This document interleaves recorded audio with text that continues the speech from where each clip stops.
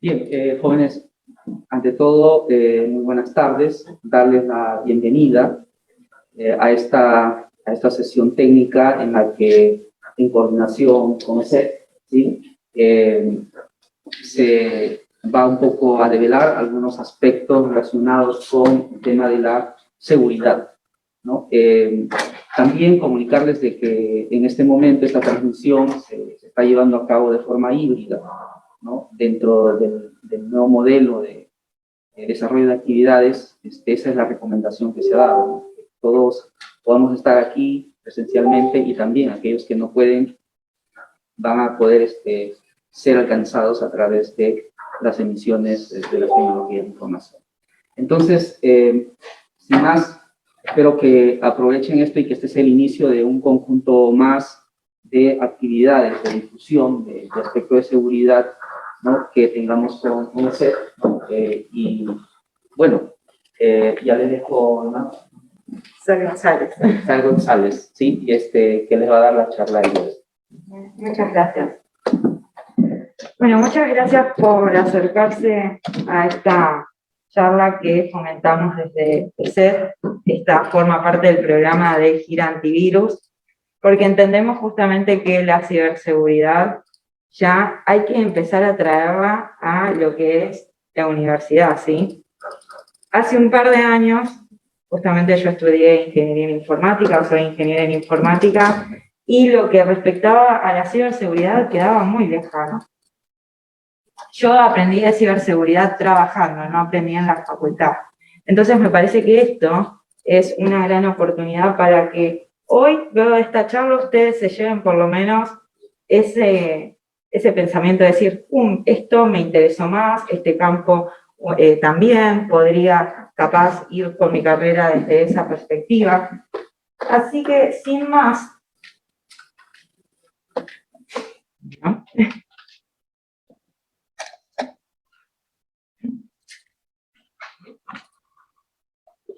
Empiezo con la charla, que denominamos la ruta de la ciberseguridad y qué camino se puede elegir. Bueno, como les dije, mi nombre es Sol González y actualmente estoy trabajando como Security Researcher o investigadora de seguridad en los laboratorios de CEP, pero en la oficina de Buenos Aires, en Argentina. Pero antes de adentrarnos a justamente los terrenos que hay dentro de la ciberseguridad, ¿qué es la ciberseguridad?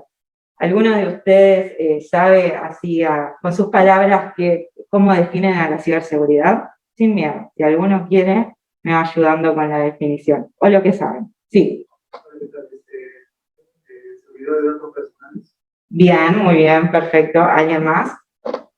Sí. Encriptar la información que hay, por ejemplo, en WhatsApp, encriptar la información. Exactamente, la encriptación, el cifrado, es una de las herramientas básicas que tiene la ciberseguridad también. ¿Alguien más tiene otro ejemplo?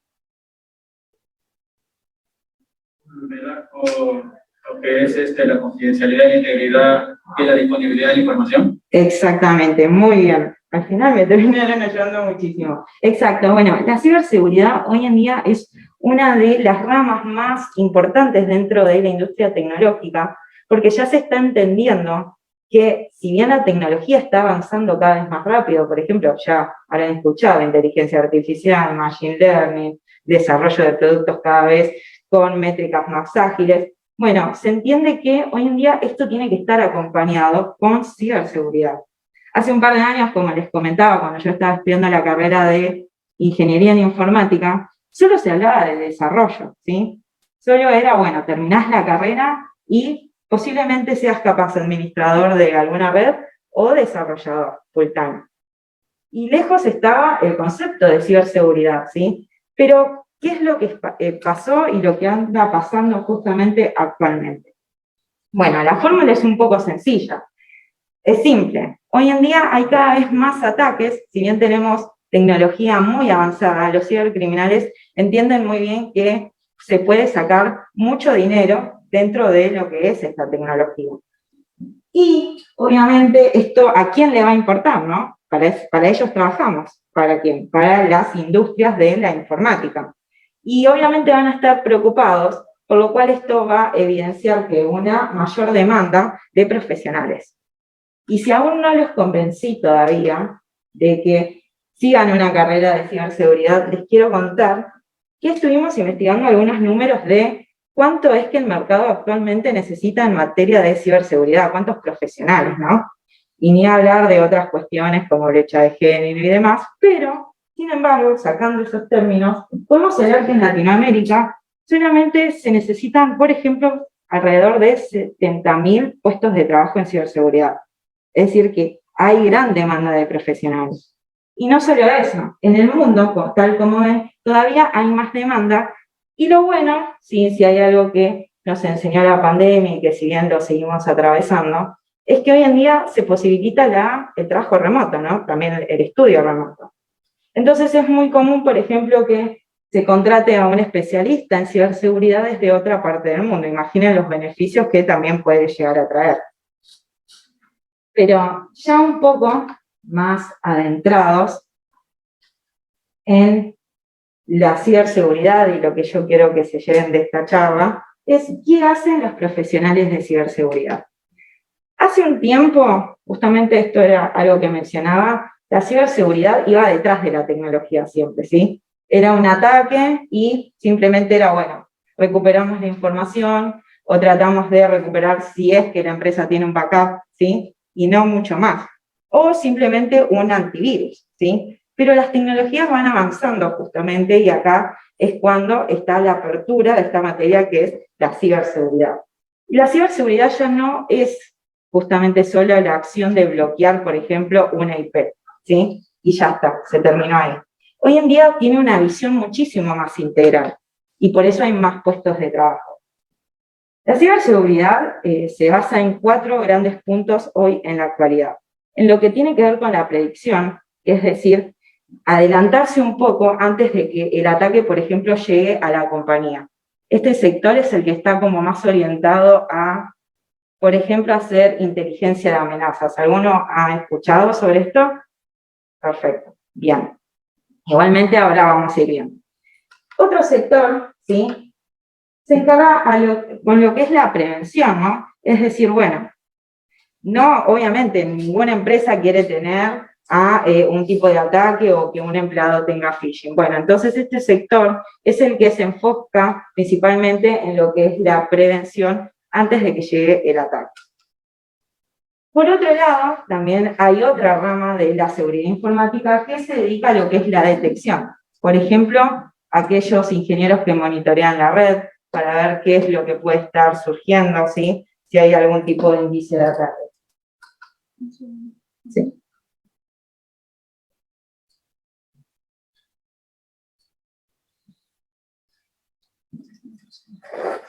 Perfecto. Y por último, ahí no se explica, ¿no? Y por último está el sector que se encarga de la respuesta. ¿Y por qué es importante un sector de respuesta, por ejemplo, o por qué es interesante ver esta mirada integral? Porque las empresas siempre quieren el 100% de la seguridad, pero ustedes ya saben que cualquier dispositivo que esté conectado a la red puede tener, aunque sea una pequeña falla. Entonces, una empresa, por ejemplo, que esté bien formada en ciberseguridad, también va a tener un plan, por ejemplo, de contención, de respuesta. Es decir, por ejemplo, tengo un ataque. Bueno, ¿cómo es que actúo? ¿Sí? Entonces, ahora ya, como les mencioné, la ciberseguridad no es solamente bloquear y ya ahí termina el concepto de ciberseguridad. Ya es algo más amplio. Pero ya adentrándose un poco más a lo que respecta a el mundo de cualquier empleo que ustedes quieran desarrollarse, hay 2 lugares principales dentro de la ciberseguridad. Por un lado está el equipo ofensivo y por el otro el equipo defensivo. ¿Alguno ha escuchado de esto? Que a veces, muchas veces, ¿alguno? Claro, es muy similar. Ahí hay una diferencia técnica, pero sí, un poco viene de ese lado. Y muchos de los que están trabajando actualmente en ciberseguridad han empezado con lo que son los grupos ofensivos. ¿Y cuál es la persona más representante dentro de un equipo ofensivo? El penetration tester, ¿alguna vez también lo han escuchado? Así, simulando un ataque. Claro, exacto. O también en las películas, vieron que dicen, bueno, empiezan a tirar algunos comandos y de repente está dentro de la red de la compañía. Bueno, justamente el penetration tester es un profesional que si ustedes, por ejemplo, sueñan en el día de mañana simular ser un hacker justamente, pero desde el lado bueno, ¿sí? Es decir, poder vulnerar a la empresa, pero para informarle, bueno, justamente, necesitamos actualizar esto porque, por ejemplo, podría llegar a perder cierto tipo de información. Bueno, esto es lo que hace el penetration tester.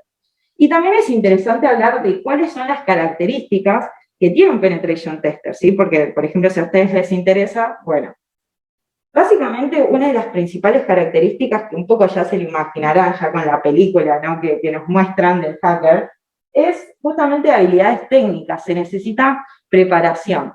Y si hay algo en informática y en sistemas, en estas ramas, es que constantemente estamos estudiando, ¿no? Y bueno, justamente el penetration tester realiza esto y necesita tener habilidades técnicas fuertes, que ahora vamos a ir viendo con un poco más de detalle. Y también necesita habilidades analíticas, es decir, habilidades que traten de adelantarse, por ejemplo, a un tipo de paso, cómo es que funciona la empresa, ese pensamiento justamente de análisis analítico. Y por último también, obviamente necesita tanto perfiles defensivos como ofensivos, ¿por qué? Porque a la vez de querer ingresar, por ejemplo, a la red de una empresa, tiene que pensar justamente cómo es que capaz el producto podría llegar a detectarlo. Entonces, como ven, es un perfil bastante completo.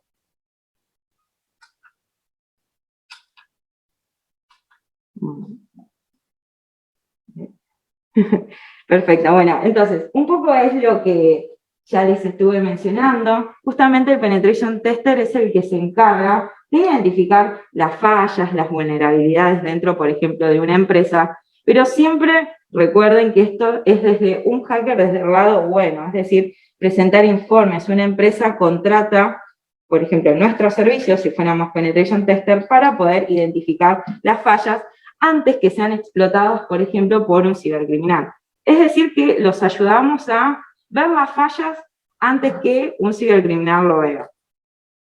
¿Y qué otras habilidades y conocimientos necesitan para este tipo de puestos? Bueno, en principio se necesitan habilidades en redes, y obviamente porque al ingresar, por ejemplo, a la red de alguna compañía y demás, se necesita saber de protocolos, de sistemas operativos. El sistema operativo Kali es una de las principales herramientas que se tienen que ingresar y ir aprendiendo porque es la base para hacer un penetration tester. Y también ciertos servicios y lo que respecta a aplicaciones. Y lenguajes de programación, yo recomiendo, desde mi perspectiva, Python, en principio, porque hay muchas herramientas, por ejemplo, en GitHub, que son open source, son abiertas, y uno puede empezar a aprender de esa manera, ¿no? Como todos cuando programamos, vamos aprendiendo, vamos viendo cómo es que funciona, por ejemplo, el código. Y también lo que recomiendo es tener un buen manejo de lo que es Bash y PowerShell. Así que esos son como pistas que yo les voy brindando que se pueden llevar de acá como hitos para seguir si es que le interesa este puesto. También, por otro lado, es importante mencionar que el penetration tester siempre trabaja de una forma ordenada. Es decir, hay unas etapas que son básicas dentro de lo que es el ethical hacking. Y se puede dividir en estas fases. De manera rápida, ¿qué es lo que hace un penetration tester? Bueno, en principio reconoce, por ejemplo, vamos a tomar la idea de que nos contratan para hacer un pentesting de una empresa, eCorp, ¿sí? Bueno, lo primero que tenemos que hacer como penetration tester es reconocer la red de esa empresa. ¿Qué quiero decir con reconocer? Por ejemplo, ver qué IPs tiene asignadas esa empresa. Dentro de lo que es la enumeración, por ejemplo, se puede decir, bueno, este puerto está abierto y seguramente tenga una vulnerabilidad, entonces la verifica. Luego, obviamente, ¿qué es lo que necesita hacer? Es ganar el acceso a esa red. Y en las dos últimas fases lo que va a hacer el penetration tester es mantener el acceso, es decir, ingresar, por ejemplo, al servidor de la empresa, y por último, borrar sus huellas, porque como todo criminal, ¿sí?, obviamente lo que no va a querer es que lo encuentren, ¿sí? Por otro lado, también hay algunas de las metodologías que les recomiendo si les interesa leer. Una de ellas, por ejemplo, es OWASP, ¿sí?, que se publican varias de las vulnerabilidades que son conocidas dentro del Internet. Y también algo que recomiendo si luego les empieza a gustar este mundo es hacer algún tipo de certificación, ¿sí? Así como hay certificaciones, por ejemplo, para lo que son distintos software o tecnologías como SAP y demás que son más bien conocidas, también existen certificaciones para los puestos de penetration tester y que realmente son muy reconocidas dentro de la industria, para, por ejemplo, conseguir un empleo. Y justamente esto queda a veces lejano, entonces con mis compañeros del laboratorio dijimos, bueno, ¿por qué no mostrar una demo que realmente muestre cómo es que trabaja el penetration tester, ¿no? Porque hay veces que queda justamente lejano. Entonces pensamos en un problema, o mejor dicho, una contratación, ¿no?, a un escenario, que es que la compañía E-Corp debe dar cumplimiento de ciertas normativas. Y esto es muy común dentro del ámbito de sistemas. Y para ello, para justamente poder apoyar ese cumplimiento de normativas, va a contratar a un penetration tester para verificar qué tan seguro es su sistema, ¿sí? Entonces, sin más hablar, ahora voy a mostrarles cómo es, en un formato de demo, cómo es justamente que trabaja un penetration tester.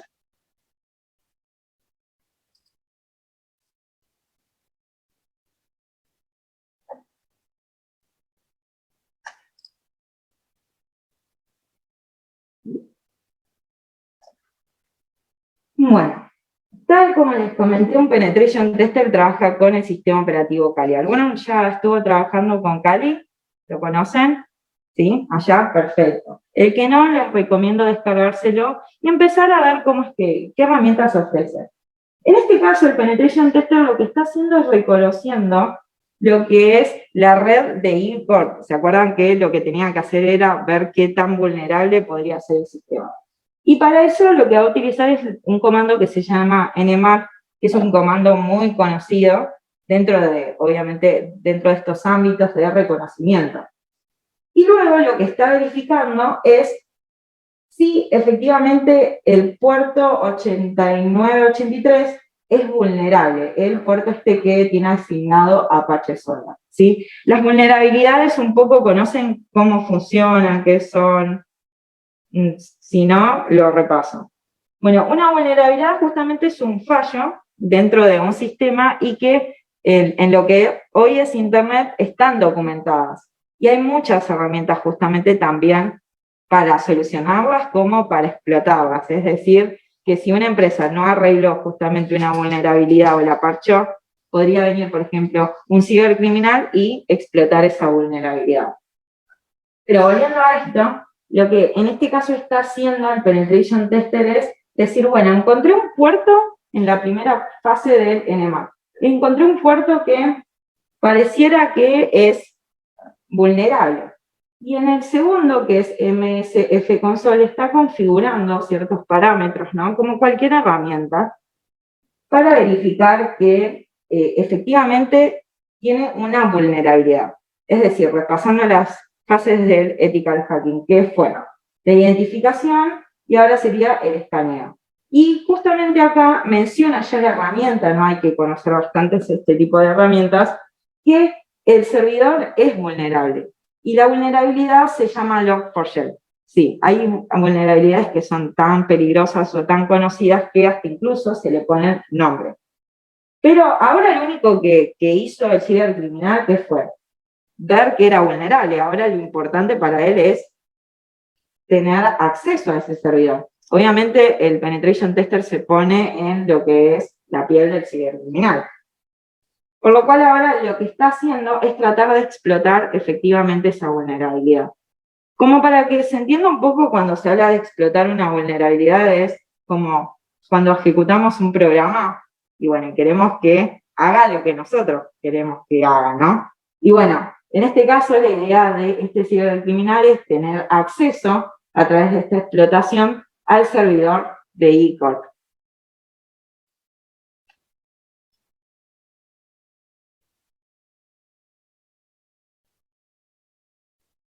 Hasta esto lo único que está realizando, como ven, son algunos comandos que son, bueno, más técnicos de lo que respecta al penetration tester, pero hasta ahora hizo todo este tipo de configuración, pero todavía no ha explotado efectivamente lo que es la vulnerabilidad. Para eso ahora sí ya va a empezar a explotar esta vulnerabilidad, es decir, tratar de tener acceso a lo que es el dispositivo, al servidor, y para eso va a utilizar la herramienta de Metaexploit. Esa, si quieren, se las recomiendo también que busquen Metaexploit en lo que es Google y van a ver que hay muchísimos tutoriales, muchísimo para aprender, ¿sí? También desde SET muchas veces en nuestro portal publicamos. Pero bueno, volviendo a esto, ya efectivamente ya está intentando ahora, luego de configurar lo que es Metaexploit, justamente esta vulnerabilidad. Y para eso ahora lo que les falta realizar es cargar un programa dentro del navegador para poder obtener acceso definitivo a lo que es el servidor de E-Corp. Todo esto lo hace a través de una inyección. ¿Alguien escuchó el término de inyección? No. ¿Un código malicioso? Claro, sí, pero por ejemplo en lo que son las webs. Vieron que hay veces que uno pone en los usuarios, bueno, SQL, conocen chat SQL, ¿no? Bueno, vieron que si uno dice select from y pone el asterisco, le trae todo, justamente todos los usuarios, y hasta incluso podría llegar a ser una contraseña. Bueno, esto también se aplica a la seguridad informática de lo que es inyección. Pero bueno, volviendo a esto, sin irme tanto, realmente ahí ya tuvo acceso al servidor. ¿Y cómo lo hizo? Con justamente esto que inyectó en lo que fue Firefox. Y luego se pregunta, bueno, ¿y ahora quién soy? Y ahora efectivamente es Solar. ¿Y Solar quién es? El servidor de E-Corp. Pero ahora quiere ir un paso más allá el Penetration Tester para mostrarle a la empresa de E-Corp, bueno, hemos encontrado esta vulnerabilidad. Y hasta incluso se puede hacer más si en tu caso no parchás, no se arregla esa vulnerabilidad. Por lo cual ahora lo que está haciendo, si observan, vieron que hay un git clone de una dirección de un repositorio. Bueno, ese repositorio lo que tiene es otra vulnerabilidad para explotar, que es, bueno, tiene acceso al servidor y ahora ¿qué es lo que quiere hacer? Escalar privilegios, es decir, antes era Solar, ¿qué pasa si se hace dueño del servidor? Podría hacer lo que quiera con él, hasta incluso robar información, instalar. Todo esto lo podría hacer un cibercriminal, pero el penetration tester no lo va a hacer, obviamente. Lo que va a hacer es demostrar que efectivamente esto se puede hacer. Recuerden, el penetration tester es un hacker con sombrero blanco, como decimos, es decir, que ayuda a las compañías antes de que los criminales lo hagan. Entonces, luego de explotar esta vulnerabilidad, que es PwnKit, también conocida, ahora se pregunta de nuevo, ¿quién soy ahora? Y ahora es root, es decir, que efectivamente ya tuvo acceso. Y si bien es un poco larga esta demo, ¿no? Y además, vieron que fuimos pasando por todas las fases que un poco yo les mencioné, escaneó puertos, luego tuvo acceso. Bueno, entonces esto es un poco el trabajo del penetration tester. Y no terminó ahí. También les queríamos mostrar, si bien la demo a veces es como, a mí me ha pasado que es como impactante, porque uno dice, ay, no entiendo, no hay que tener miedo, en esto insisto, se aprende, pero el resultado final, si bien hizo toda la parte divertida del penetration tester, es hacer un informe a la compañía E-Corp, ¿sí? Así como hacemos en la facultad los trabajos, ¿no? Donde informamos y demás. Bueno, es lo mismo. En esto va a tener que hacer un reporte el penetration tester y va a tener que hablar un poco de, bueno, cuáles fueron los detalles de los hallazgos, cuáles podrían llegar a ser los impactos si se explotan esas vulnerabilidades, ¿sí? Por ejemplo, que se haga dueño efectivamente del servidor si no se arregla. Y también clasificar cuáles son las vulnerabilidades, porque recuerden que estos informes muchas veces son solicitados por gerentes. Y los gerentes a veces no quieren saber la parte técnica que hay detrás, que capaz que para nosotros es la más divertida, ¿sí? Ellos lo que quieren saber es, bueno, ¿cuál es la exposición que tiene mi información? ¿Cuánto dinero o qué es lo primero que tengo que arreglar o parchar antes de sufrir un ataque? Y por eso se hacen también estos tipos de gráficos, en donde informamos, por ejemplo, bueno, cuáles son las vulnerabilidades, si son del tipo alto, medio o bajo, ¿sí? Para que sea bastante intuitivo también para la toma de decisiones. Sin embargo, también dentro del informe se entrega justamente la evidencia de lo que hizo el Penetration Tester. Recuerdan que estábamos dentro de lo que era Kali y se podría verificar cualquiera de estos comandos. También se presentan, como ven, todo esto que se estuvo viendo en la demo, bueno, con justamente, bueno, acá se encontró esta vulnerabilidad, todo bien detallado. Esto muchas veces lo clasifican como la parte aburrida, pero ven que tiene también esa parte que se necesita para documentar. Y dicho esto, también ahora hay que hablar de quiénes trabajan en los equipos defensivos, porque muchas veces se habla de, bueno, quiero ser un hacker, pero también está la parte de lo que se conoce como defensa, que es antes de que llegue el ataque, un poco les estaba comentando antes. Y muchos, como les mencioné, siempre empezaron trabajando con lo que son los equipos de ofensa, pero en mi caso, por ejemplo, empecé trabajando en lo que era un equipo defensivo.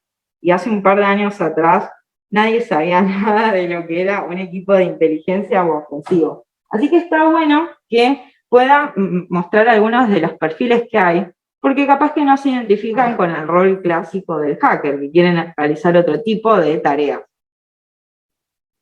Y hay hoy en día en la actualidad el mercado lo que está pidiendo más en el ámbito de lo que es la inteligencia defensiva es un poco estos tres perfiles. Un perfil de awareness, es decir, de educación, porque las empresas entienden muy bien que el eslabón más débil es el usuario, ¿no? Siempre llega ese mail de phishing, ese link de tal URL y termina descargando algo que luego se transforma en una exposición de información. Y como esto lo están entendiendo las empresas, están empezando a demandar este tipo de perfiles. ¿Y qué es lo que hace un perfil defensivo de awareness? Es justamente trabajar con la parte de educación, por ejemplo, al usuario, ¿sí? Bueno, cómo manejar la información, cómo transmitir ese conocimiento para que, por ejemplo, un usuario no caiga dentro de lo que es un phishing. En este caso, no se necesitan tantas habilidades técnicas, por ejemplo, como vimos en el anterior, sino que se necesitan más esas habilidades blandas que tienen que ver un poco con, bueno, ayudar un poco al usuario, porque si no queda muy lejano el terreno de la informática y demás, pero se necesitan esas habilidades blandas de poder decirle, por ejemplo, a un empleado, bueno, este mail podrías identificar que, por ejemplo, es phishing y demás por tal y tal cuestión. Entonces, si ustedes ven que tienen más de ese tipo de habilidades blandas, habilidades un poco más de gestión, este es un buen perfil, y si, por ejemplo, les gusta interactuar mucho con la gente, ¿sí? Este ayudar y poder concientizar de lo que tanto hablamos. Y después hay otros dos perfiles más, que me confieso, estos son mis favoritos, y es el perfil de analista de malware y de cazador de amenazas, o threat hunter. ¿Y el analista de malware quién es? Bueno, justamente el analista de malware es la persona que se encarga de, por ejemplo, le llega un malware, ¿sí? De que se ha detectado en tal lugar, y trata de identificar qué es lo que quiere hacer ese software malicioso. Y es muy interesante porque ahora vamos a empezar a ver un poco cómo es este mundo. Lamentablemente un poco, no es lamentable, pero sí a veces se hace pesado, que el analista de malware necesita bastantes conocimientos, por ejemplo, en sistemas operativos, ¿sí? Si bien no es necesario programar muy bien, ¿sí? Porque he conocido muchos analistas de malware que nunca han trabajado como programadores, sí hay que tener muchas habilidades analíticas, es decir, poder leer código y entender qué es lo que hace, porque eso es lo que hace el analista de malware. Y por el otro lado está el cazador de amenazas, que es un perfil bastante activo, ¿sí? Monitorea las redes, por ejemplo, y trata de pensar, tiene una habilidad de tratar de pensar cómo el atacante podría llegar a afectar, por ejemplo, a una compañía. Entonces, este tipo de perfil tiene un perfil mucho de investigador. Si ustedes, por ejemplo, se dan cuenta que durante la carrera les gusta leer bastante sobre la tecnología y demás, bueno, y de redes, seguramente este pueda llegar a ser un perfil que vaya de acuerdo a ustedes, ¿sí? Porque el perfil de Threat Hunter activamente está leyendo sobre, por ejemplo, amenazas, ¿sí? Qué tipo de malware se está distribuyendo, por ejemplo, más en la región. Lee mucho, por ejemplo, reportes que hace el analista de malware, porque trata de también ponerse en la piel del atacante, pero para poder cazarlo. Justamente la palabra lo dice, tratar de que no llegue, por ejemplo, a la red. Pero ahora vamos a ver un poco también cómo es que funciona. Y estos perfiles mayoritariamente se encuentran dentro de lo que son los equipos SOC. Y los equipos SOC son estos equipos que brindan ciberseguridad a cualquier compañía, es un área específica, ¿sí? Dentro de cualquier compañía así grande de ese estilo. ¿Y qué conocimientos se necesitan también para estos perfiles? Bueno, sistemas operativos, redes, ¿sí? Análisis de malware, se necesita hoy en día un analista de malware. Y el personal es un poco lo que ya les mencioné anteriormente. También, si les interesa este mundo de ponerse antes de que llegue la amenaza, es decir, de lo que es el equipo de defensa, yo les recomiendo que empiecen a leer un poco de lo que es el Mitre ATAC. Un poco se los voy a resumir, que es porque también a veces queda lejano, y recuerdo bien cuando me enfrenté con esto que no entendía nada, ¿sí? Porque queda lejano estos conocimientos. El Mitre ATAC es una base de datos, ¿sí? De justamente la Fundación Mitre, que recolecta todos los grandes ataques que hubo alrededor del mundo y a distintas compañías. Y en base a eso, en base a esta base de datos, se crea inteligencia, es decir, bueno, ¿cómo es que están operando hoy los cibercriminales? ¿Cómo es que es el acceso inicial, por ejemplo? ¿O qué tipo de malware están empleando, por ejemplo, para sacar la información efectivamente de lo que es una red? Entonces yo les recomiendo empezar a leer sobre esta base de conocimiento, esta base de inteligencia que, por ejemplo, en WeLive, que es donde escribo junto con mis compañeros del laboratorio, hablábamos mucho de lo que es el Mitre ATAC, justamente para entender cómo es que hoy en día están funcionando las amenazas. Y por otro lado, también es clave identificar que dentro de la ciberseguridad, y más para los equipos defensivos, hay dos indicadores. Por un lado están los indicadores de compromiso y por el otro los indicadores de ataque. ¿Y por qué es importante entender esto? Porque hoy en día la industria de la ciberseguridad basa su conocimiento en estos dos tipos de indicadores. Un indicador de compromiso es un dato, y a esto lo hago sencillo. Una IP maliciosa, un mail que ya se sabe que es de phishing, ¿no? Por ejemplo, te ganaste un regalo @gmail.com, no sé, un ejemplo, ¿no? Pero ya se sabe que si llega un mail de esa persona, justamente, efectivamente, capaz que tiene una URL. Ya es una evidencia, ¿sí? Es un dato de que es malicioso. También un hash, ya saben lo que es un hash, acá. Sería como un encriptador que tiene una contraseña. Claro, exactamente. Es en verdad un identificador único de cada archivo. Si es el ADN, siempre describimos nosotros de, por ejemplo, un archivo ejecutable. El ID podríamos llegar como así a grandes rasgos resumirlo, pero bueno, se podría generar ese conocimiento. Son datos, ¿sí? Que se saben que son maliciosos. Y por el otro lado están los indicadores de ataque, que es más que nada pistas de que podría llegar a ser malicioso. Por ejemplo, bueno, un analista está observando la red, ¿sí? Y ve que hay varios inicios de sesión de una persona, pero en diferentes lugares, ¿sí? Entonces, esto ya le debería llamar la atención, ya es una especie de pista, ¿no? Como, me parece que alguien ha robado esta información, este usuario y contraseña, y efectivamente habría que darlo de baja a ese usuario o pasarlo, depende cómo es que se maneja, en cuarentena o no a ese sistema de archivos o lo que sea. Pero a lo que voy es que, más allá del ejemplo, son pistas justamente, no son datos concretos, sino que son pistas de que, por ejemplo, podría llegar a haber un ataque. Y el Threat Hunter trabaja en esos grandes indicadores, ¿sí? Justamente lo que hace el Threat Hunter es tratar de realizar estas búsquedas activas, ¿sí? De cómo es que están funcionando los cibercriminales. A mí me gusta definir al Threat Hunter como una persona que es investigadora, ¿sí? Tiene ese hambre de querer saber cómo es que están funcionando las amenazas, ¿sí? Esa curiosidad. Si yo tuviera que definir al Threat Hunter, una gran característica es que es demasiado curioso. Y en este caso es bueno, porque se necesita justamente esto, poder ver, detectar cómo es que están trabajando los cibercriminales, cómo es que realizan los ataques. Y para eso mucho se basa en lo que es la Mitre Attack, y por eso yo les recomiendo poder ir adentrándose en ese mundo.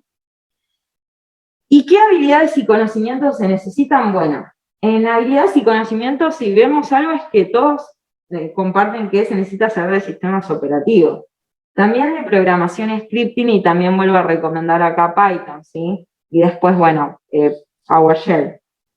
Y lo que tenga que ver con análisis de datos, porque piensen que un Threat Hunter tiene la consola capaz de muchísimos usuarios, ¿sí? Entonces, tiene que tener esa habilidad de poder analizar grandes datos y poder identificar qué podría llegar a ser vulnerable. Y ahora viendo un ejemplo, ¿no? Porque también vamos a ver una demo de cómo es el día capaz de un Threat Hunter. Vamos a ver, bueno, un escenario en donde E-Corp, bueno, el Penetration Tester le dio el informe, ¿sí? Y le dijo, bueno, E-Corp, tenés que arreglar estas vulnerabilidades porque efectivamente se puede vulnerar tu sistema. Y lamentablemente, déjenme contarles que hay muchas empresas que se les dan los informes y que no actualizan luego sus parches de seguridad. Y acá es donde incide el problema, porque luego se presentan las empresas a querer contratar estos servicios. ¿Los servicios de qué? De defensa, es decir, de respuesta. ¿Qué es lo que pasó en la compañía? Y para eso contratan al Threat Hunter para monitorear la red. Entonces, esta persona encargada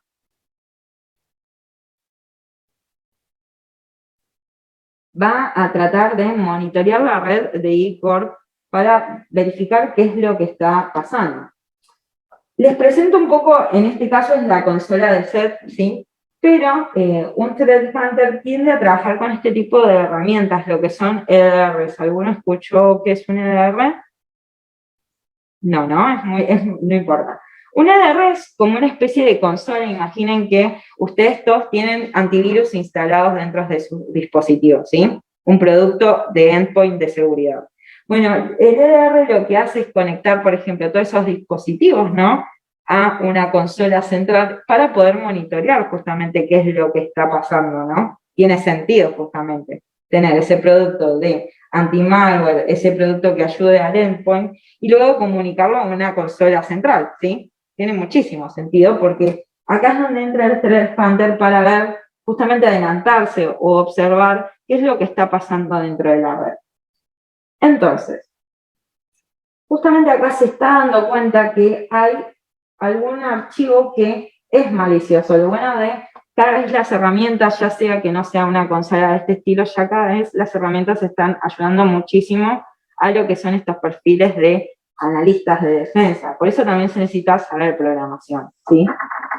Y se da cuenta que hay algún tipo de movimiento malicioso. Justamente un PowerShell, ya se está observando. Hay algo que es efectivamente malicioso y que es un PowerShell. Y esto es lo que va a ir empezando a hacer. A ver si lo puedo ir adelantando.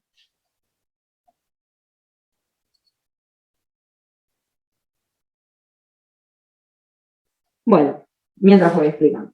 Lo que va haciendo es, bueno, ir leyendo los logs. Bueno, acá hay algo que es sospechoso. ¿Recuerdan que yo les había comentado que se necesita hacer de esa manera, más proactivo, curioso, observar cómo es que está funcionando el sistema de logs. Y en este caso, ¿sí? Observa de que hay algo que es malicioso y en este caso es un archivo de PowerShell, ¿sí?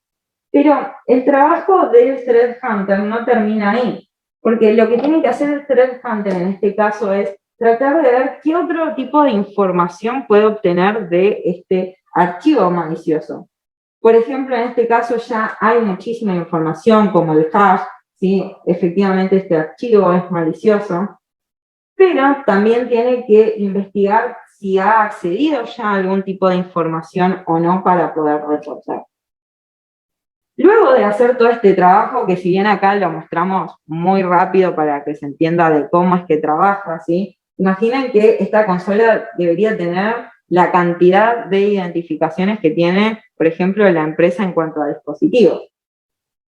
Y imaginen que observa todas este tipo de alertas, pero muchísimas más. Por eso esto del análisis de datos, esto de ser analista. Y luego de poder realizar esto, lo que va a terminar así de manera resumida un poco, es a descargar el archivo que efectivamente ha sido alertado, que es este PowerShell como tal les mencionaba. ¿Y por qué va a hacer esto el Threat Hunter? Porque tiene que trabajar con el analista de malware. Recuerdan que el analista de malware, un poco les mencioné que es la persona esta que trata de identificar qué es lo que hace justamente el cibercriminal con ese malware, ¿no? Y para eso, este Threat Hunter se tiene que comunicar con esta persona que es el analista de malware y descargar el archivo que él ve que es malicioso, ¿no? Tratar de obtenerlo, o por lo menos identificarlo y preguntarle al analista de malware o tratar entre ellos dos de entender qué es lo que está pasando. Hay muchas veces que el analista de malware y el Threat Hunter en algunas compañías es el mismo. Y tiene sentido de cierta manera. ¿Por qué? Porque va a tratar de ver cómo es que está funcionando la red, si identifica algo malicioso, luego va a descargar el archivo, tal como lo está haciendo ahora, y va a tratar de averiguar qué es lo que trató de hacer esta empresa.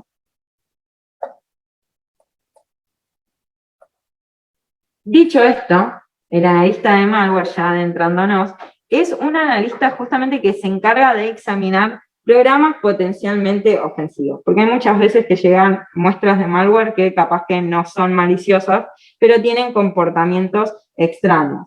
Y se necesita mucho, en este caso, habilidades muy técnicas de acuerdo a los sistemas operativos que hay. Y también es una gran persona que se destaca por ser curioso dentro de lo que es esta rama. Algo también adicional es que se necesitan, todos coinciden en lo mismo, se necesitan sistemas operativos, conocimientos en sistemas operativos. Pero acá hago una pausa. Ustedes saben que el malware no es que solamente existe en los dispositivos de computadoras, ¿o sí? ¿Alguno ha escuchado de otro tipo de malware? Bueno, no importa.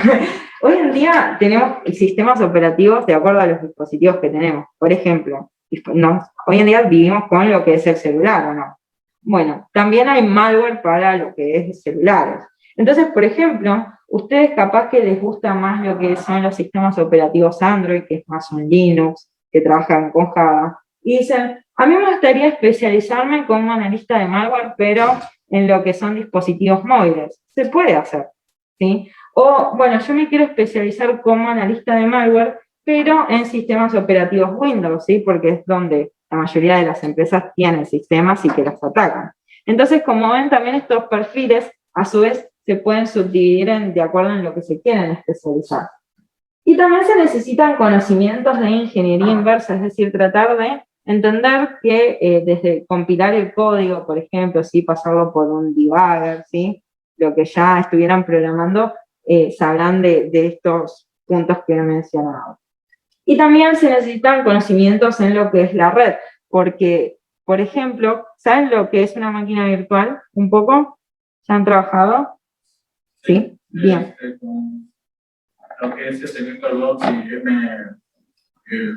Probe, sí. Bien, sí, bien, bueno, perfecto, buenísimo. Eso me ayuda mucho a explicar esto.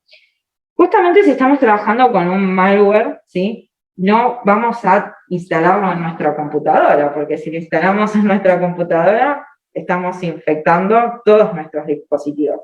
Entonces acá es cuando entra esto de lo que son las máquinas virtuales, tal como mencionó, que se utilizan para, por ejemplo, poder analizar desde nuestra computadora en un sistema seguro, ¿sí?, ese malware, cómo es que se comporta. Y también existen este tipo de emuladores en lo que son los dispositivos móviles, es decir, si ustedes se quieren especializar en análisis de malware, pero en dispositivos móviles podrían llegar a utilizar lo que es, por ejemplo, Genymotion, que eso también, si quieren, se lo pueden ir anotando, en el caso de que estén interesados en realizar este tipo de especialización.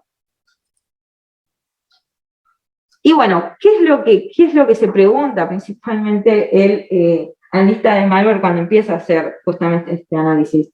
Bueno, ¿cómo es que se trató de propagar esa muestra de malware? ¿Qué es lo que hace? Justamente esta es la pregunta clave, porque hace informes. ¿Qué es lo que hace efectivamente esta muestra maliciosa de malware?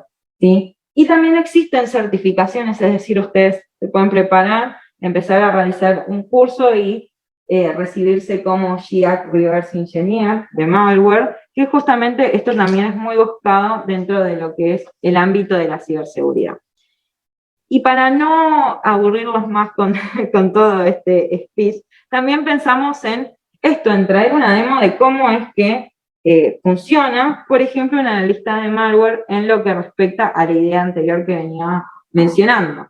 Es decir, el Threat Hunter ya identificó una muestra maliciosa, ¿sí? Bueno, ahora la tarea del analista de malware es entender de esa pieza maliciosa qué es lo que se intentaba hacer dentro de la red, ¿sí? Y para eso la muestra se le fue enviada y ahora se va a empezar a hacer el análisis efectivamente.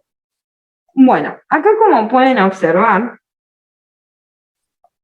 lo que es esta sistema operativo que es un Windows, en verdad lo que está de fondo es en una máquina virtual, ¿sí? Esto está en una máquina de VMware. No es un sistema operativo local, sino que esto está virtualizado. ¿Por qué? Porque el analista de malware entiende esto, que lo que tiene que hacer es tratar de separar lo que es malicioso. Y le han pasado, el Threat Hunter le pasó esta pequeña muestra de malware y justamente lo que ve en principio el analista de malware es esto, ¿sí? Este es el pequeño archivo que causó las alertas. A simple vista no se entiende absolutamente nada. Si hay alguien ya observó algo que le llame la atención en eso.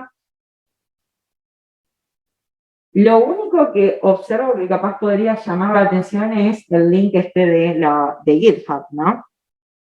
Entonces, como esto es lo primero que identifica el analista de malware, lo que va a tratar de hacer es tratar de verificar si el link de GitHub está efectivamente todavía en servicio, porque hay muchas veces que, déjenme contarles que los cibercriminales hostean sus malwares, hacen conexiones como, por ejemplo, estas bibliotecas, como es GitHub, GitLab, ¿sí? Existe malware, si bien las herramientas como GitHub y GitLab tienen este tema de tratar de bloquear las amenazas antes de que se sigan descargando, hay veces que llegan tarde y ya identificaron a los cibercriminales, ya han infectado a las distintas compañías.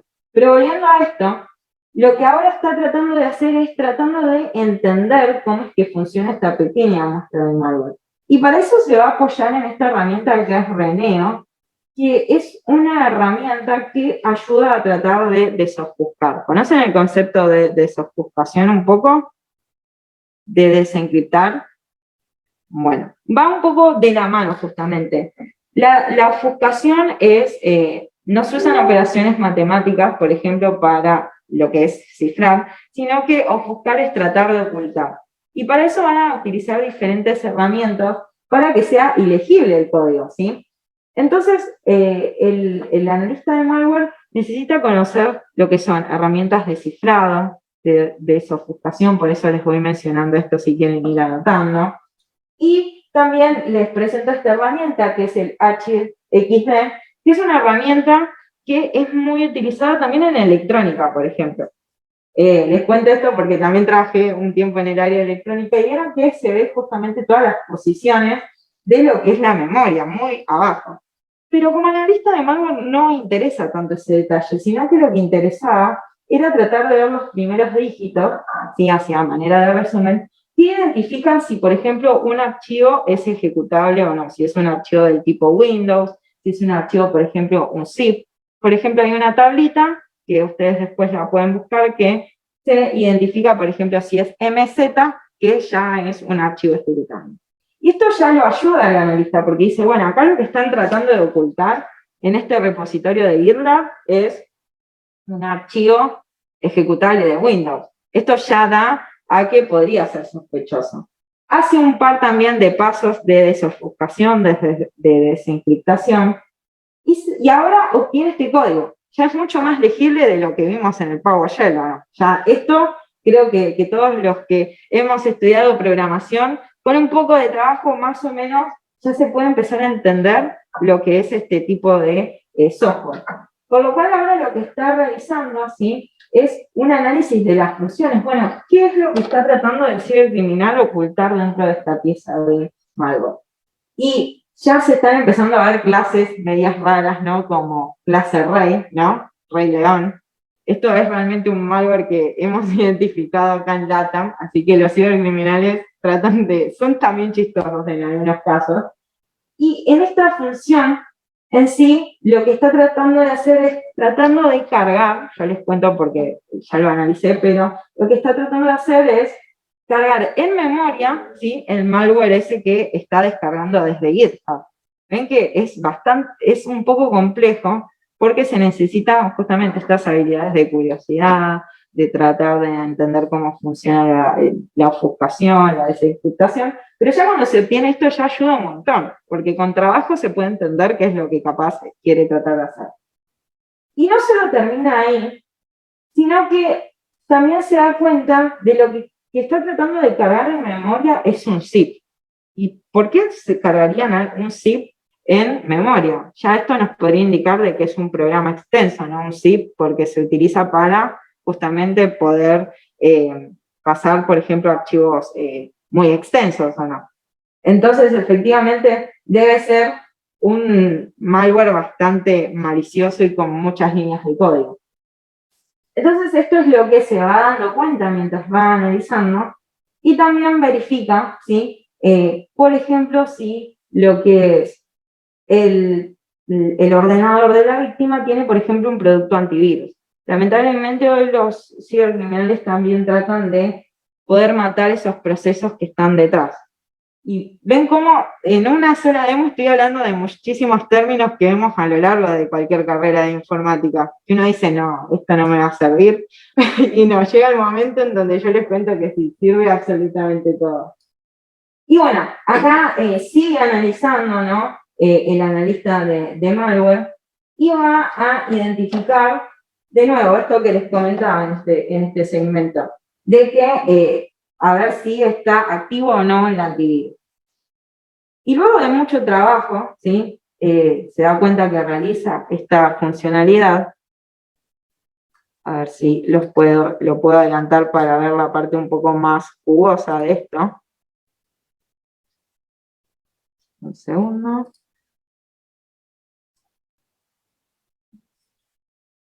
Bueno.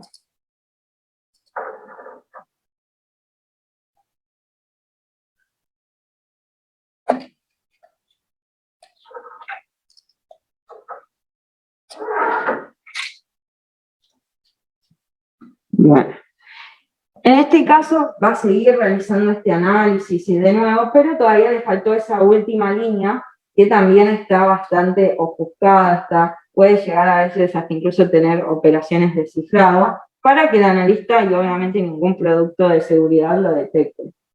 Pero en esa porción de código, lo que identifica justamente el analista es que es un zip, esto que les comentaba un poco, que es un zip y que dentro de ese zip hay un archivo malicioso. Y acá es donde el analista ya sabe qué es lo que está tratando efectivamente de descargar y por qué es malicioso.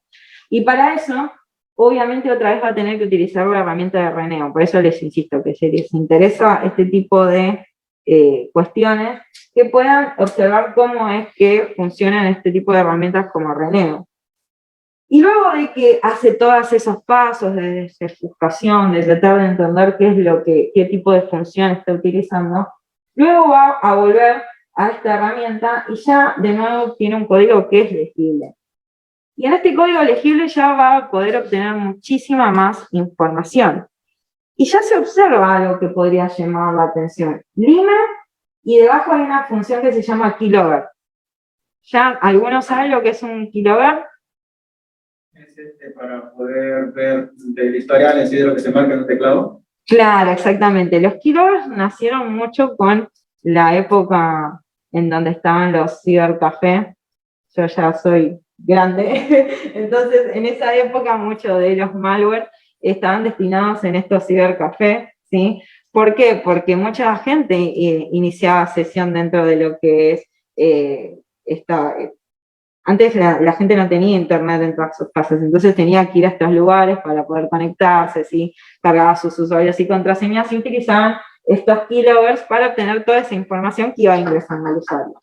Y acá hay muchísimas otras más información, ¿sí? Por ejemplo, si está conectado, ¿sí? A ver, otra función que podría llamar la atención es, se pregunta si tiene antivirus de nuevo, ¿no? También se está preguntando el tipo de programa que hay. Es información que ya le está diciendo al analista del tipo de malware que se podría llegar a tratar. En este caso, el analista se da cuenta que el malware que está tratando de instalar es NGRAT y es efectivamente un RAT, un Remote Access Trojan. ¿Alguno también ya conoce lo que es eso, ese tipo de herramientas? Bueno, un Remote Access Trojan es estos malwares que, por ejemplo, intentan abrir la cámara, por ejemplo, de nuestra computadora, escuchar las conversaciones, revisar los sistemas de archivos. Y tiene mucho sentido que dentro de una red corporativa traten de instalar este tipo de malware, ¿no? Porque efectivamente, si ya se instala eso, se tiene toda la información de la red. Y como esto fue extenso, lo importante acá es mencionar qué es lo que luego de obtener todo ese análisis y ese trabajo, lo que hace el analista de malware. El analista de malware trata de pasar la información de cómo fue el workflow del ataque, ¿sí? Es decir, bueno, puede saber cómo fue el origen y cómo fue el destino o lo que se intentó hacer. Y efectivamente lo que pasó es, bueno, el atacante explotó la vulnerabilidad que E-Corp, se recuerdan la primera demo, no había parchado, eso ya es problema de la compañía, pero como el atacante se dio cuenta de esto, bueno, lo que hizo fue descargarse una factura, lo que sea, ¿no? En este caso una factura, que en esencia lo que tenía era lo que es un zip. Y ese zip otra vez se conectaba a lo que era GitHub, y es lo que estuvimos viendo con eso de observar el código. Para luego, al final, ¿qué? Obtener el malware NGRAT que puede realizar toda esta funcionalidad. Entonces, ese es el trabajo un poco del analista de malware. También tiene que presentar lo que son contenidos, es decir, bueno, ¿cómo es que ingresó? Todo informarlo. Todo esto es un trabajo muy prolijo de investigación que se va haciendo. También se identifica, por ejemplo, si están trabajando, como es en mi caso, en una empresa como SSED, bueno, la visibilidad que tiene ese tipo de malware en lo que es en LATAM, por ejemplo. Y por último, bueno, ¿en qué otros campos puedo desarrollar mi carrera? Porque capaz que no hay problema y en algún caso dicen, mira, ninguno de estos tres perfiles me interesa, no es lo mío, ¿no? Pero quiero contarles que hoy en día la ciberseguridad tiene todos estos otros dominios, ¿sí? Por ejemplo, si a ustedes les interesa lo que es el Machine Learning, ¿sí? Hoy en día se están buscando especialistas en Machine Learning que sepan también sobre ciberseguridad, ¿sí? Entonces, ya ven que no es una tecnología que quedó detrás, como explicaba al inicio, sino que hoy en día es una tecnología que acompaña a esto de hablar del progreso, de la tecnología, ¿sí? Y no quiero imaginar dentro de ella 10 años lo que va a hacer, ¿no? Ya el Machine Learning va a estar muchísimo más avanzado con la inteligencia artificial. Bueno, el Cloud Computing, con esto de la pandemia, muchísimas empresas tuvieron que adentrarse a lo que son los entornos cloud, entonces también se necesitan lo que son analistas de ciberseguridad. Y también ya yendo un poco más dentro de más capaz de 10 años, no lo sé, ya hablar de computadoras cuánticas que realmente se están haciendo, realmente se están viendo cómo es el cifrado, cómo vulnerar, cómo se va a vulnerar y demás. Entonces, la ciberseguridad es un campo en lo cual si ustedes quieren dedicarse van a tener muchísimo trabajo porque se necesitan expertos. Y sobre todo personas curiosas que quieran aprender, ¿sí? Porque esto es lo que tiene justamente el ámbito de la ciberseguridad. Y como es importantísimo, si esto ya les despierta curiosidad, les queríamos compartir algunos recursos, porque también estuve del otro lado y en mi caso yo sabía que no quería programar siempre, eso ya lo sabía.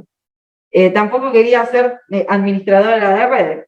Entonces decía, bueno, ¿cómo es que empiezo? ¿Por dónde empiezo a leer? ¿Qué es lo que necesito saber? Bueno, por ejemplo, en We Security es nuestro blog, y los diferentes researchers y investigadores publicamos, por ejemplo, algunas amenazas que detectamos, ¿no? También publicamos lo que son herramientas, ¿sí? Cómo usarlas, especies de tutoriales, vieron que uno entra a lo que es YouTube y observa, bueno, nosotros tenemos de ese estilo de información, pero con más detalle para qué sirve, ¿sí? Y demás cuestiones. También algo que los invito, justamente y por eso a entrar a nuestro portal, es que nosotros, los que trabajamos en el laboratorio de SET, hacemos el desafío universitario, que es un desafío en donde, por ejemplo, si ustedes tienen dentro de la universidad amigos o un grupo con el que se sientan cómodos y les interese la ciberseguridad, hacemos un desafío universitario en donde participan por premios. Mayoritariamente es a fin de año que lo hacemos, pero entren porque siempre vamos poniendo novedades y los desafíos lo que buscan es esto, es a tratar de ingresar al mundo de la seguridad informática, poner algunos tipos de problemas, ¿no? Con algunas pistas, con diferentes problemas que a veces son reales y que a ustedes los van a ir ayudando a meterse a este mundo de la ciberseguridad.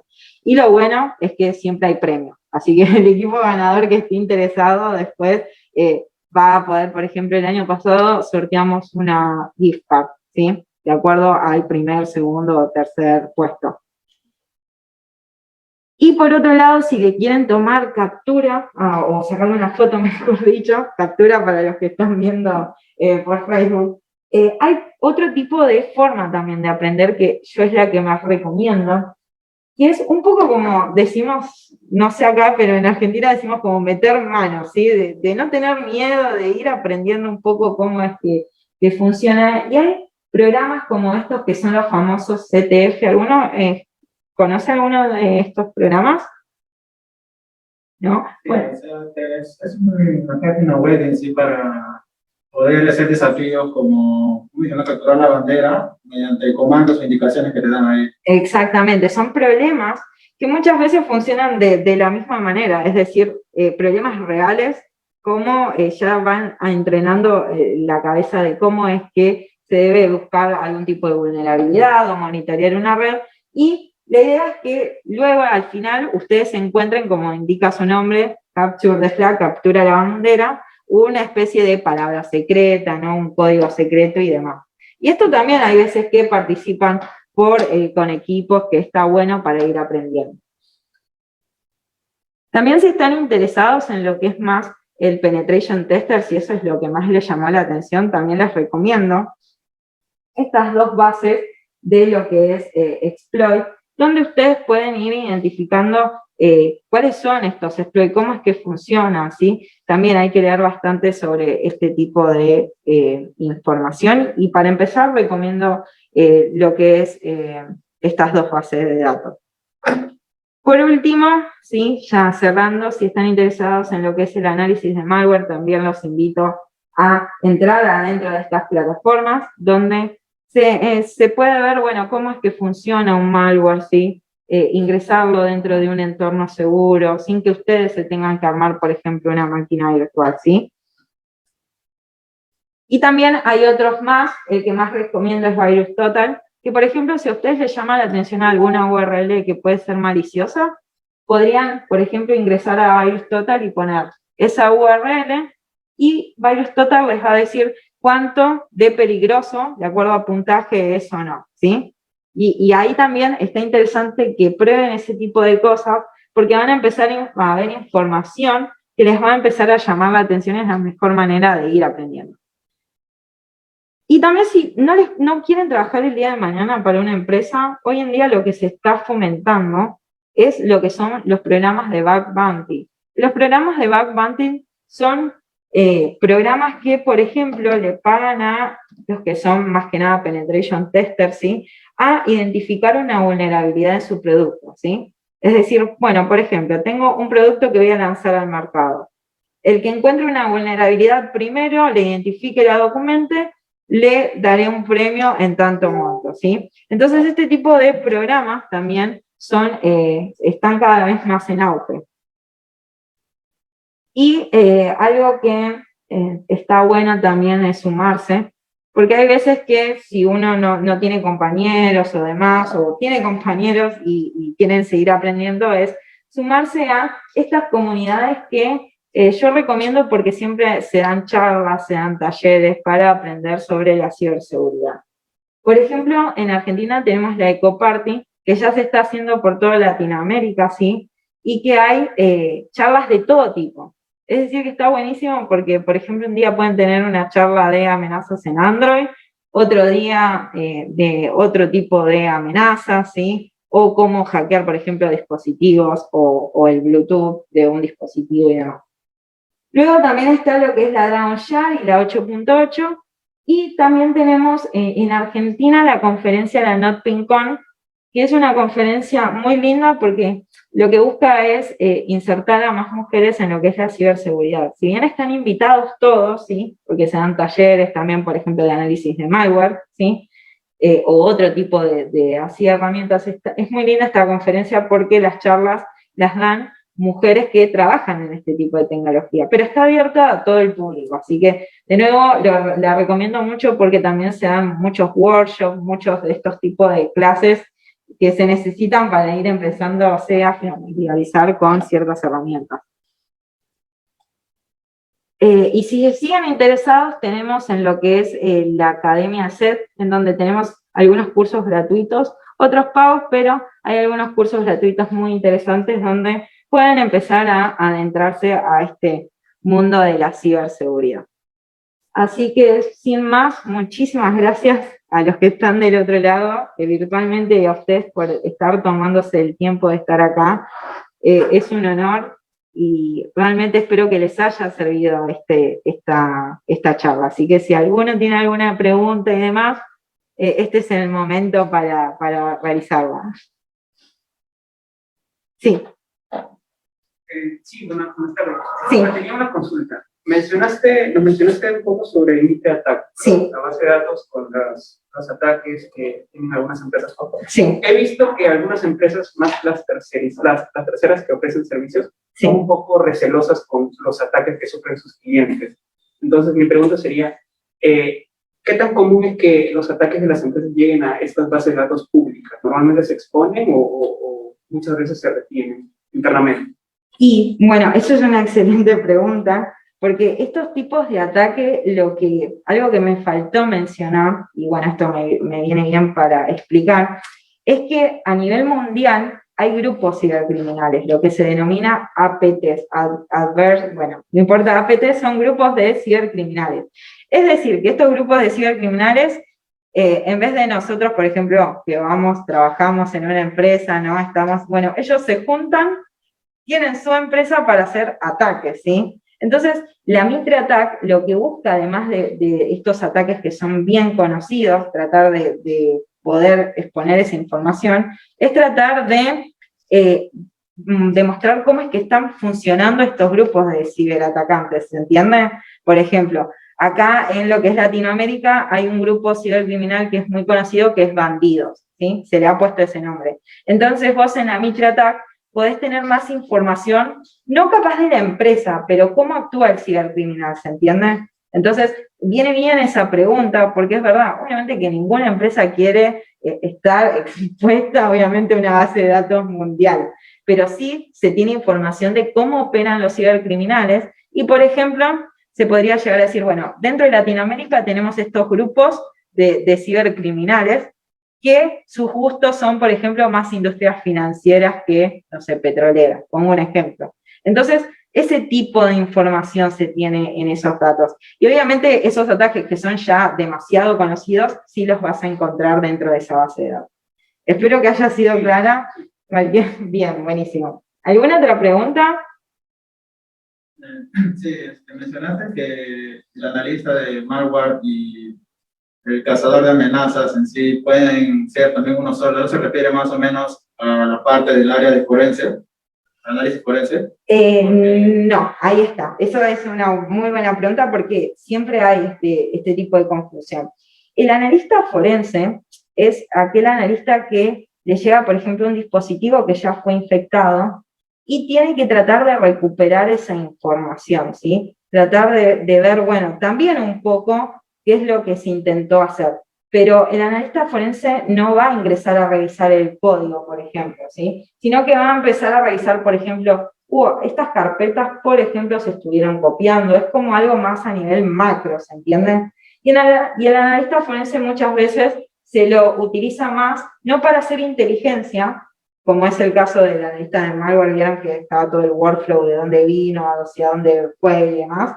Bueno, lo que respecta al forense, lo que se busca es más la prevención. Es decir, bueno, esto de lo que les mencioné al principio, el área de la respuesta ante incidentes, cómo es que el malware afectó a la computadora y demás.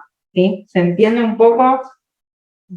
Sí, sí, igual ahora le agrego otra cosa, el analista de malware crea mucha inteligencia, es decir, bueno, ¿cómo es que funciona ese malware, sí? ¿Hacia dónde quería ir, dónde quería exfiltrar esa información? Y con esa información se alimenta la Mitre Attack. Ahí se empiezan a unir esas cosas, ¿sí? En cambio, el analista forense no es ese su objetivo es obtener solamente la información que capaz fue borrada, ¿no? O encriptada en muchos casos. Archivos fueron afectados. ¿Sí? Exactamente, exacto. Y se utiliza mucho para lo que es la perspectiva más legal, ¿no? Por ejemplo, un juicio y demás, donde, bueno, una máquina fue atacada, más esos perfiles van más orientados a eso. Y el analista de malware más a crear inteligencia y demás, que es por esto lo de la inteligencia, esta nueva rama de la seguridad informática. No. Sí. Una pregunta más.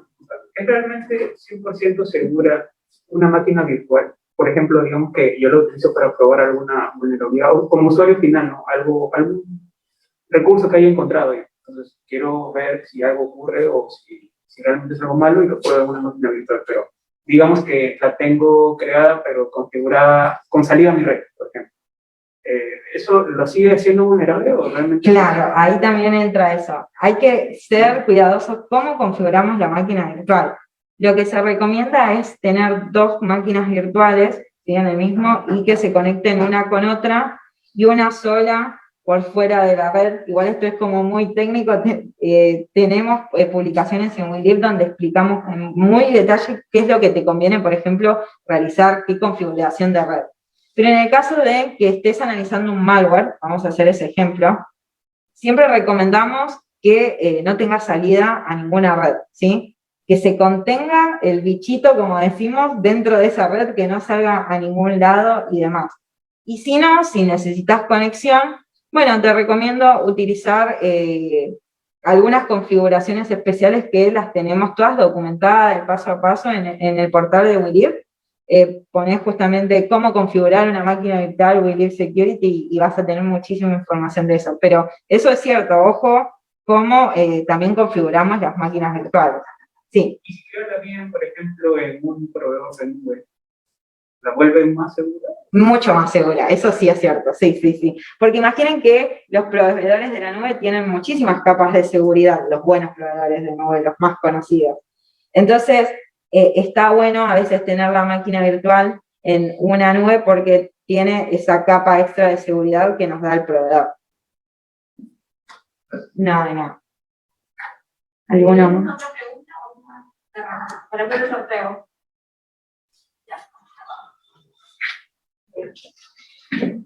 Aquí me pasó la lista de asistentes del día de hoy. Vamos a sortear más de asistentes antivirus.